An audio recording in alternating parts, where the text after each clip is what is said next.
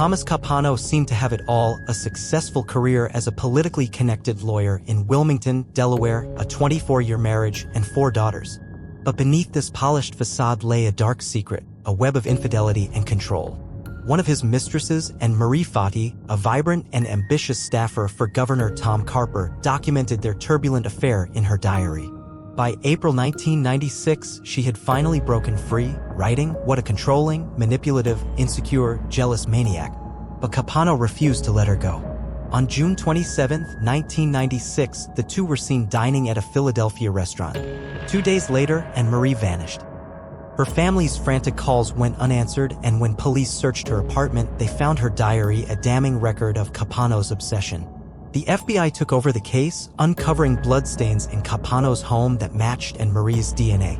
The investigation revealed a horrifying plot. Capano had murdered Marie, then enlisted his brother Gerard to dispose of her body. They stuffed her into a fishing cooler, drove 70 miles off the New Jersey coast, and dumped it.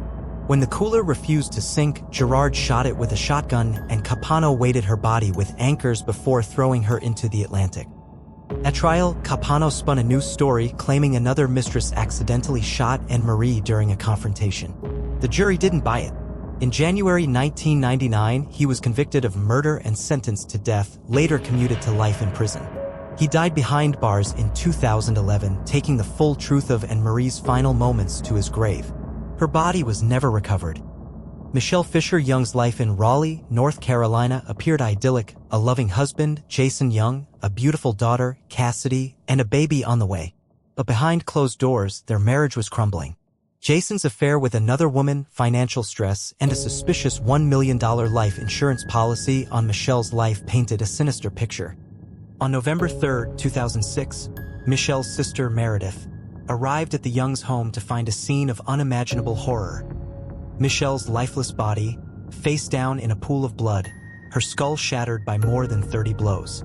Little Cassidy, unharmed but confused, asked, "What's wrong with Mommy?" Jason, supposedly on a business trip, offered a flimsy alibi, but phone records and blood evidence in his Ford Explorer placed him at the scene. Investigators uncovered disturbing internet searches on Jason's computer: anatomy of a knockout, head trauma, and divorce. His mistress revealed emails where he wrote, "I know there is pain in my future, but you are worth it." In 2012, after 2 trials, Jason was convicted of first-degree murder and sentenced to life without parole. Michelle's family also won a $15.6 million wrongful death judgment, ensuring Jason would never profit from his crime. Kelsey Barrett's passion for flying led her from Washington to Colorado, where she met Patrick Frazee, a rancher, through an online dating site. Their whirlwind romance produced a daughter, Kaylee, but Frazee's true nature soon emerged. By late 2018, he was secretly plotting Kelsey's murder, even enlisting his mistress, Crystal Lee Kenny, to help.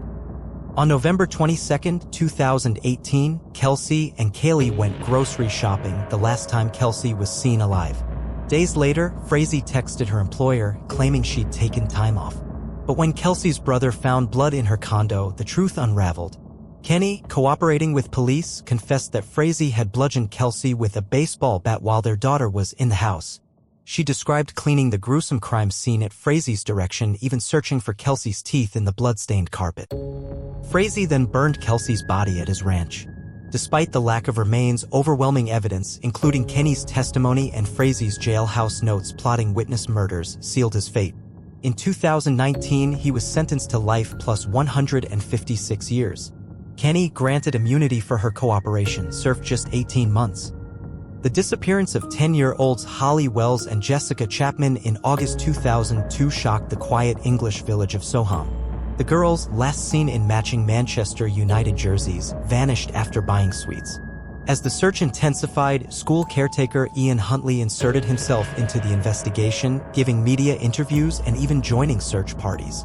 But his behavior raised suspicions, particularly when he claimed the girls showed no interest in his dog, an odd detail for children.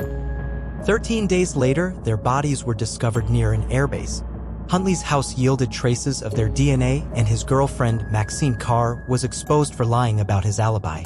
At trial, prosecutors revealed Huntley lured the girls inside, murdered them, then dumped their bodies in a remote ditch. He later returned to cut off their clothes, but forensic evidence, including fibers from their shirts, linked him irrevocably to the crime. Huntley received 2 life sentences with a minimum of 40 years. Carr, convicted of perverting justice, served 18 months and was granted a new identity. Huntley, reviled in prison, has been attacked multiple times by fellow inmates. In a rare 2018 confession, he claimed remorse, but for the families of Holly and Jessica, justice will never feel complete.